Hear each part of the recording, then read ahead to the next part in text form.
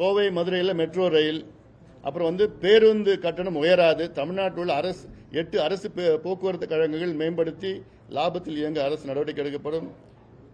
10,000 புதிய ஓட்டுநர்கள் நடத்துனர்கள். அப்புறம் மின் கட்டணம் குறைக்கப்படும். இதுதான் திமுக சொன்னாங்க. நாங்கள் ஆட்சிக்கு வந்தால் மின்சார கட்டணத்தை நாங்கள் குறைப்போன்னு. ஆனால் 4 ஆண்டுகளில் 18 விழுக்காட்டிலிருந்து 56 விழுக்காடு வரை மின் கட்டணத்தை உயர்த்திருக்கின்றார் திமுக அரசு. 4 முறை 4 ஆண்டுல 4 முறை உயர்த்திருக்கின்றார்கள். 18% இருந்து 56%. சில பேருக்கு 18, சில பேருக்கு 24, 28, 30 அப்படிலாம். அதாவது எங்களுடைய கோரிக்கை வந்து மாதாந்திரம் மின் கட்டணம் கணக்கு எடுக்கப்படும். இதுதான் திமுக கோரிக்கை வச்சிருந்தாங்க கடந்த தேர்தலில். இப்ப கேட்டா அதுல வந்து ஸ்மார்ட் மீட்டர் வந்தாதான் முடியும். அப்போ பொய் சொல்லியே வாழ்ந்துட்டு இருக்க திமுக. ஸ்மார்ட் மீட்டர்கள், அதாவது ஸ்மார்ட் மீட்டர்கள் வந்து அனைத்து வீடுகளிலும் இலவசமாக பொருத்தப்படும். ஏன்னா திமுக கணக்கு ஒன்று போட்டு வச்சிருக்காங்க. ஸ்மார்ட் மீட்டர்னா அவங்க ஆக்சுவலா ஸ்மார்ட் மீட்டர் வந்து விலையே கிட்டத்தட்ட ஒரு 4,000 ரூபாய், 4,500 ரூபாய். ஆனா திமுக அவங்க விலை எவ்வளவுனா 15,000 ரூபாய். அதுல எத்தனையோ 1000 கோடி ஊழல். ஆனாலும் அந்த ஸ்மார்ட் மீட்டர் வந்து இலவசமா வழங்கப்படும் வீட்டுகளுக்கு. அப்புறம் மூத்த குடிமக்கள் ஓய்வூதியம் வந்து 2000 உயர்த்தப்படும். அரசு பள்ளி மாணவர்களுக்கு மாலை சிற்றுண்டி இலவசமாக வழங்கப்படும். அப்புறம் வந்து இஸ்லாமியர்களுக்கு இடஒதுக்கீடு உயர்வு. அந்த சமூக நீதி சாதிவாரி கணக்கெடுப்பு நடத்த பிறகு பிற இஸ்லாமியர்களுக்கான இடஒதுக்கீடு அதிகரிக்கப்படும். உள்ஒதுக்கீடு வழங்கப்படும்.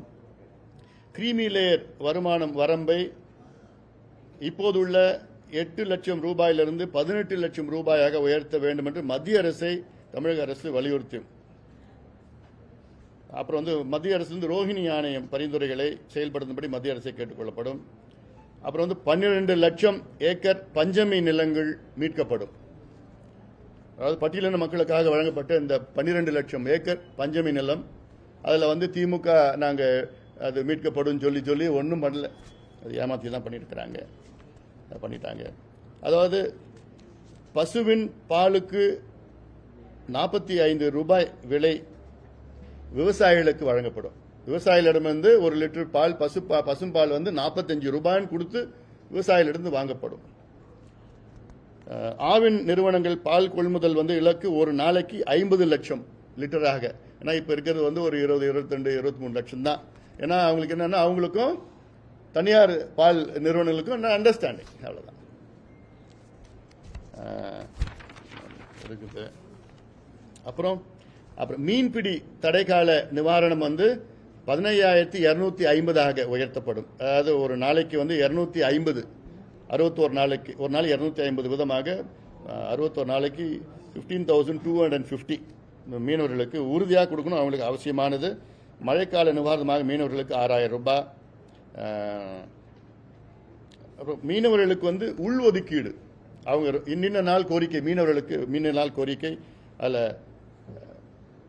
அது இல்லாமல் மத்திய அரசு வந்து மீனவர்களுக்கு தனி அமைச்சகத்தை உருவாக்கும்படி வலியுறுத்துவோம். சென்னையில் ஆசிய விளையாட்டு போட்டி நடைபெறும். போட்டித் தேர்வு பயிற்சி மையங்கள் சென்னையில் நடைபெறும்.